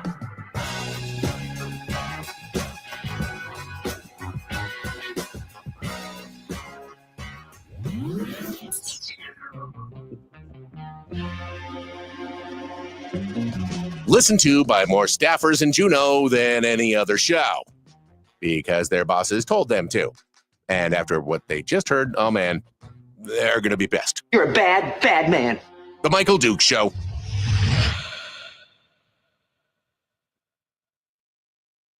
Mike Cronk is our guest. He says he's going to probably catch heck for saying what everybody else is thinking out loud, that this mealy mouth presser was just like, I mean, this scolding from on high about how dare you. I'm going to pull some audio bites out of this. We're going to go over this a little bit tomorrow, but Mike, this stuff has got to stop. We've got people who have been in the legislature in both chambers, in both parties for 30 years, 20 to 30 in one. I think it was, isn't Hoffman been there for like 38 years? So, to say all of a sudden that they are shocked, I tell you, I'm totally shocked that this is going on, is disingenuous at best, because are they not reading the briefings? Are they not reading the DNR reports, the 10-year forecasts? Are they not reading the tea leaves? As flawed as some of this data can be, and as speculative as some of this data can be, the one thing that has been pretty consistent over the last 5 or 6 years is that 10-year forecast. It's been pretty accurate, if not in actual numbers, at least in the trending. You know where it's going, and it's trending for the next 10 years down. And they're acting like, well, I just can't believe that we're out of money.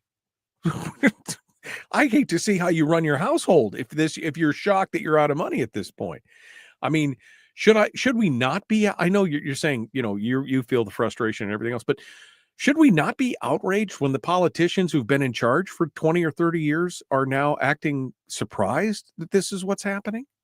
Yeah, I mean, you should be frustrated, Michael. I just think people get caught up in doing what they've always done, what they're used to doing, right? I mean, and I came down and actually had some conversations about that. It's like, guys, this isn't working.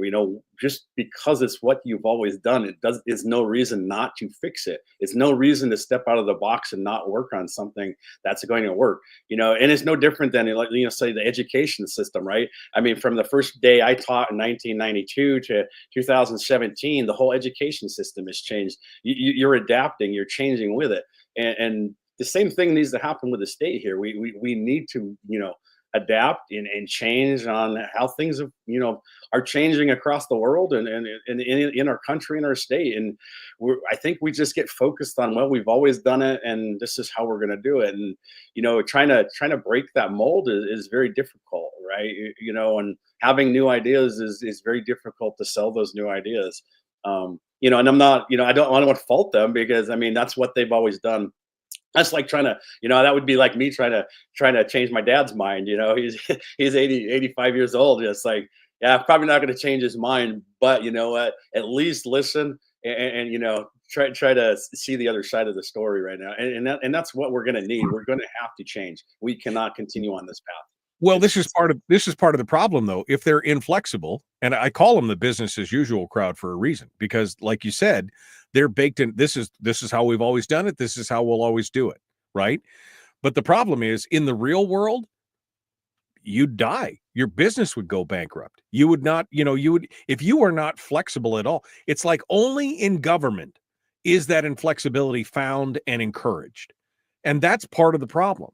They have to be agile. They have to be flexible. They have to change with the times, and they act like they're completely disconnected. And in one case they are, because they're disconnected from the private economy, right? They're not drawing their tax base from the private economy, so they don't really care what happens to the private economy.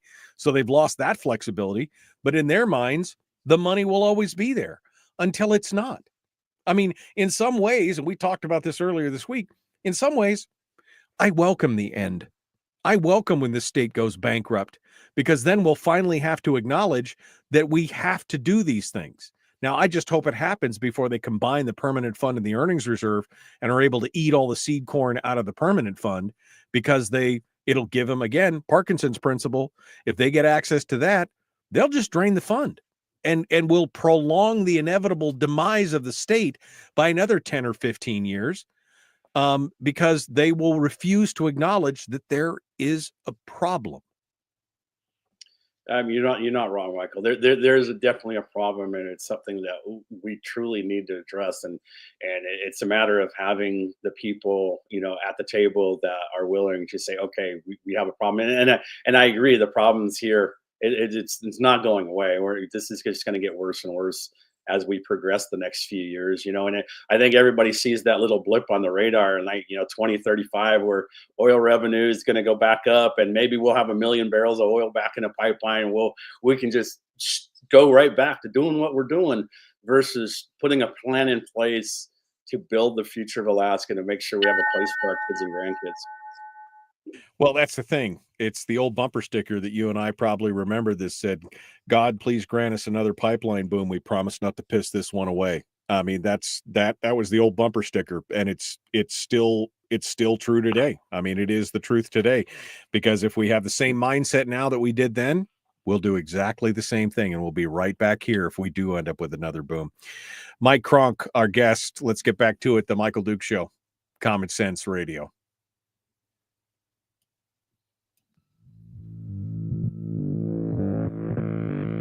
Public enema number one. Oh, wait, sorry. Enemy. Public enemy number one, which makes more sense. On the other hand, he's a little bit of a pain in the Michael Duke Show. More. MOAR. More. That's what the state wants all the time. That's all they're asking for is more. Business as usual, that's what they try and do, but they have to be flexible. They have to be agile, and they have been inflexible, and they've decided that they know better than, they know better than you how to spend it. Mike, we're now into the final weeks. I mean, if the legislature would follow the law, we'd only have 11 days to get this done at the 90-day mark. But we're going to go out to May, because statutes, who needs to follow will of the people? Pshaw, they don't know anything. So here we are. We got a budget. We've still got the education funding question. Defined benefits, that's got real quiet, because I don't think anything's gonna they're so absorbed in the PFD budget and schooling debate. I don't even think the defined benefits thing with its fictitious fiscal note is even going to make it anywhere. Maybe you can tell me what your thoughts are on that. But overall, the budget, the PFD, and the school funding are the big things. Now, on the school funding, the Senate's already made noises that $1,000 increase is not going to happen in their minds. That we are hearing 680, we're hearing all these other things. Do you think that whatever funding increase it ends up being, do you think it should be inside the formula or outside the formula, especially based on what we just talked about of what's coming in the next 5 years? Should we be committing future legislators for the foreseeable future to an additional amount of spending, be it $680 or $1,000 per student BSA increase, or should it be one-time funding? And what do you think the magic number is? Tough question, Mike. I have 11 school districts that I represent, and most of them are all rural school districts, besides the North Star Borough School District there. And, all of them, and I served on the regional school board also at this, for a couple of years. So I kind of have a pretty good take on this. The one-time funding is difficult for them, especially, in the more rural districts, but, I don't know what the number is going to be. The watching oil prices drop. I think ANS was yesterday at $65 a barrel. We still have 3 months in that fiscal year, right? And so I'm just not sure what the Senate's going to decide to do. I mean, obviously they put himself in the box, because all the Anchorage legislators said they promised $1,000. Right. I mean, that was a promise, which, I've never made a campaign promise, because you're just one person down here. You can't possibly, follow through on a promise like that. I think it's going to get very interesting. I'm definitely okay with the 680. It's because we had last year, and I know the cost, honest cost of some of our school districts. I've seen what Fairbanks has done. They have stepped out of the box and made insanely hard decisions. Were they the right decisions? Most likely, because they were trying to right size. But what you haven't seen is Anchorage. What you haven't seen is Kenai doing any of these right size. And they're just down here, we need more money. but they haven't right-sized. Fairbanks has led by example, and they've really done their best at a behest to some of the members. Will they get reelected? I hope that people see that they did the right thing for their community. So I don't even want to predict at this point. I'm not in the majority to just figure out what the number is going to be. I do know that some of our school districts do need the funding, and some of them are very dishonest. And I just think it's status quo. Let's just keep doing what we do. But you said you're okay with 680, which is what, $220 million? 175. 175. Okay, thank you for correcting me. But would you be okay with it as one-time funding versus encumbering future legislatures and exacerbating the problem? Because those 10-year numbers that we keep talking about from the governor's forecast, that's assuming a pretty static spend. It increases slightly, but it does not include another $170 million per year on top of that. Would you be okay with just the one time instead of baking it into the formula? My God, I'm probably going to be open on either one of them, just because I just don't know what the Senate's going to do. I'm really kind of just confused at what's going to happen. I mean, literally, I wish I could predict. So I'll say I'm probably okay with either one. I really don't want to do this to encumber future legislatures, especially with the price of oil and the struggles we're going to have. But I also know that it's again, I represent 11 school districts, and I believe every one of them has been truly honest about their numbers and what they can't do, and having that inside the BSA for them is the real thing. So I mean, I'm going to roll either way, whatever the budget comes out to be. Not that I have to vote for the budget, right? That's one of the beauties of being in the minority. I don't have to vote for it one way, but I think the pressure is truly on the majorities to see if they will fulfill those promises. And then obviously they're going to leave it up to, they could be leaving it up to the governor to be the bad guy again. I'll be honest. And I think that might be how it ends, to be honest with you. It's hard to predict. I just don't know. I really don't. West Texas Intermediary, which is a good indicator of ANS, Alaska North Slope crude, is currently at $57. Okay, $57. And so, I mean, I'm going to take issue with you on saying you're good either way, because to encumber future legislators with the amount of uncertainty that we have right here, to me, seems reckless. It really does seem reckless to say you're guaranteeing to pay this $170 million plus every year for the foreseeable future. And we don't know what next year is going to bring, other than we know the deficit's going to be deeper than it is this year. And so, while I can understand spending the $170 million as a one-time funding, because then we could come back and revisit it, taking it off the table for next year's discussion is reckless, Mike. I think it is. Fair enough, Mike. I'm not disagreeing with you. I just know that the districts I represent have a lot of issues. We have a lot of old schools. There's a lot of money going into those schools, and the one-time funding doesn't sustain them for that. And I do believe they've been very honest. I've checked their numbers and I have those conversations.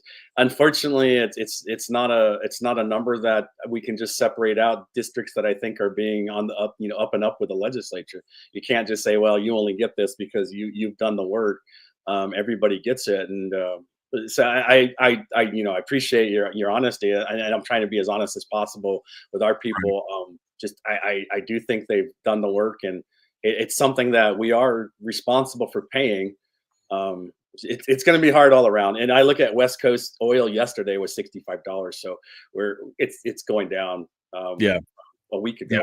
It's going down rapidly as we go through. It was $67 yesterday, and now it's $57 for the same crude. Brent is at $60, so add a couple bucks, and that's probably where ANS is going to end up at. So it's not looking great. I'm just saying. No, the PFD.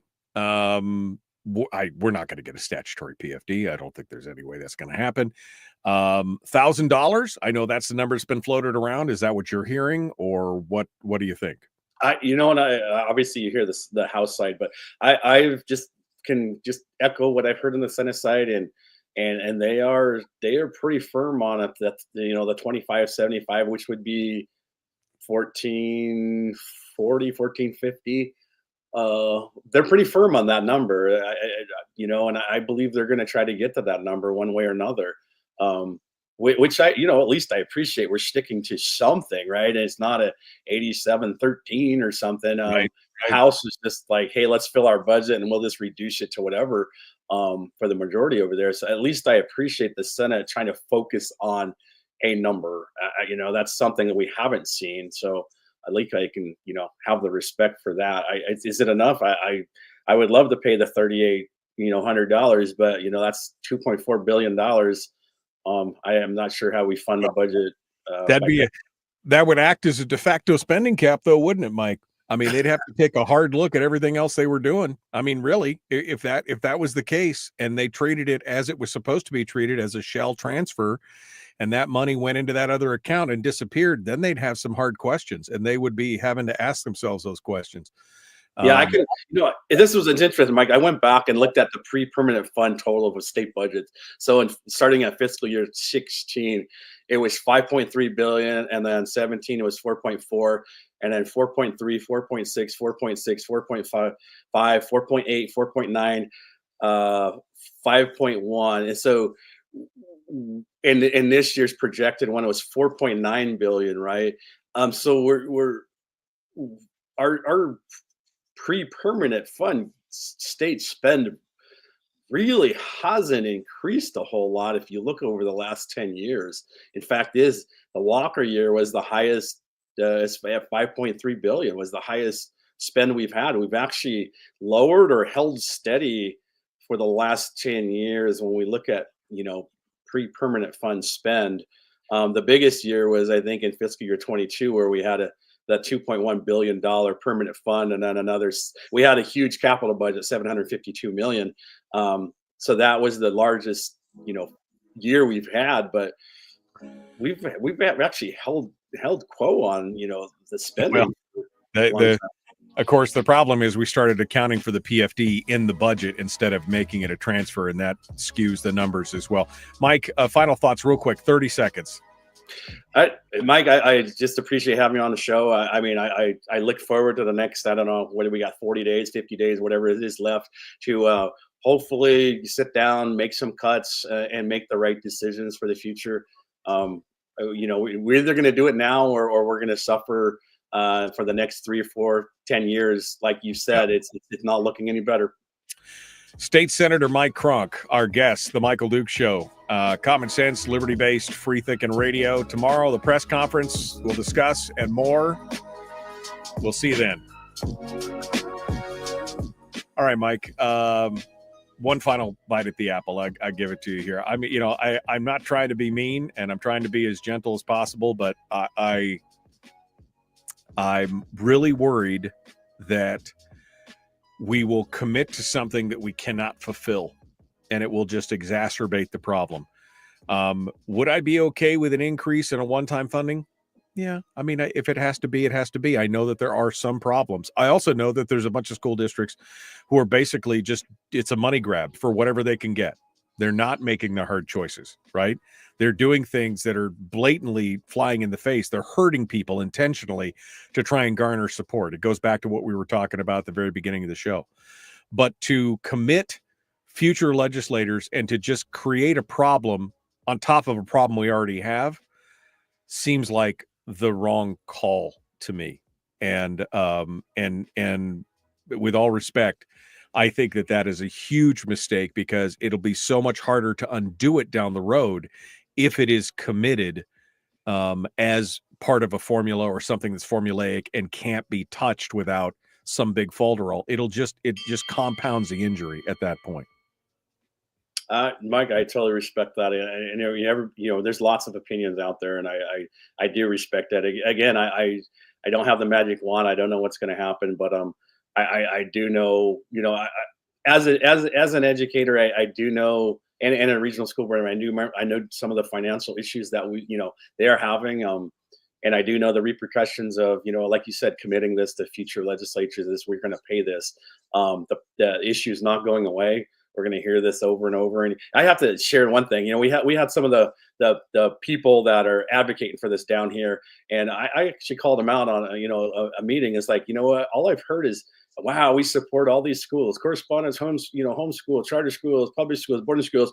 Yet their same people are trashing homeschool correspondence kids. And I take offense to that, because I have a lot of those kids in my district through Raven and Galena, Idea and stuff. And their response was, yeah, we haven't seen any of those things, and we haven't heard any of those kind of comments during committee meetings. And I was blown away, because that's all we've heard was total bashing of homeschool correspondence kids. Those are all our kids. We need to take care of every single kid, parent choice, right, however they want to educate them. And it's super frustrating for me. And it's 25, almost 30% of the overall schooling population. You're going to trash 25 to 30% of the schooling population because you don't like the fact that you don't have control of the money, which is essentially what they're saying. Well, we don't have any control. And you know what it's going to do? It's going to create an even bigger correspondence population, Mike. That's what's going to happen. I agree. They won't read the damn room. They won't look and say, well, why? They won't ask the question. There's no self-reflection. Why has this population grown so dramatically? I mean, it's exploded. Sure, COVID had something to do with it, but it's even more than that. Why has it exploded? They won't ask that question. They just immediately attack. That's a whole nother show, Michael. Yeah. Oh, it is. And you and I should have that show, because I think that is part of the problem. No self-reflection on why things are going badly. Instead, they double down on the behavior, either by chastising and criticizing, and or in the case of some of these school districts, just flat out confusing, inveigling, deceiving, lying about it. Just shut up and give us more money. We don't want to talk about policy. Just shut up and give us the money. And now the new mantra. What's the new mantra? We're not failing. We're starving. That's what the new mantra is. We're not failing, even though we've had more money. And in 2015, we had the most per capita in the nation. We were still in the bottom of the barrel academically, but we're starving. That's the problem. It's lies. It's mismanagement that nobody wants to do any kind of self-reflection on. Yeah. And if they really, like I said, if the NEA really cared, where's their ideas of how we improve education? There are none. There's no policy come from it. It's more money. We need more money. There's no policies, and there's no understanding of the fact that we are tight with money. You shouldn't be out there asking for 20% increases immediately for some of your negotiating right now. Right. It's absurd. Read the room. I mean, seriously, we're in the crapper, and you're like, oh yeah, I think we should get a 20% increase every year for the next 5 years. I mean, are you kidding me? Are you serious about this? Because it sounds like to me like you're not negotiating in good faith. Nope, not at all. Yeah. Well, Mike, that's a whole nother show we need to talk about, because I mean, I homeschooled all 5 of our kids. I mean, I didn't. My wife, well, we did together, but she was mostly responsible for it. And they turned out all did very well. They all did very well, even as poor of teachers as we were. They did exceptionally well. And the fact that they're out there castigating homeschoolers, correspondence schoolers, and everything else, when statistics show that they're better than the rest of the students in the long run. I mean, not better as people, but as academically better. That's a problem, because that just shows that they have no idea what's going on. No idea at all. No, all right. Well, Mike Cronk, that's a show for you and I to have in the future here. Maybe after the session, I don't know, but we definitely need to be discussing it. Thank you for coming on board. I appreciate you being part of it today. Thanks, Mike. Appreciate it. Yep. Thank you. Mike Cronk, our guest here on the program. All right. That's it for today. Yeah, I cannot get behind the idea of putting all this in formula. I just can't. With all respect to Mike, I cannot do it, because you are basically passing the poison pill to future legislators. That's what you're doing with that right now. And it's a mistake. It's a huge mistake. Huge. All right. We got to go. Thank you, my friends. Be kind. Love one another. Live well. We'll see you tomorrow. The Michael Duke Show. Common sense, liberty-based, free thinking radio.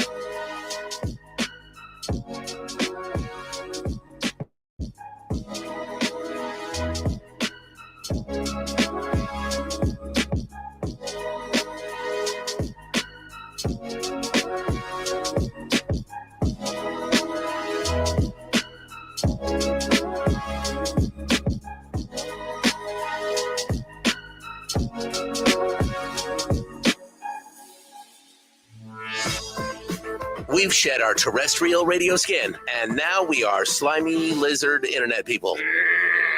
It's the Michael Duke Show.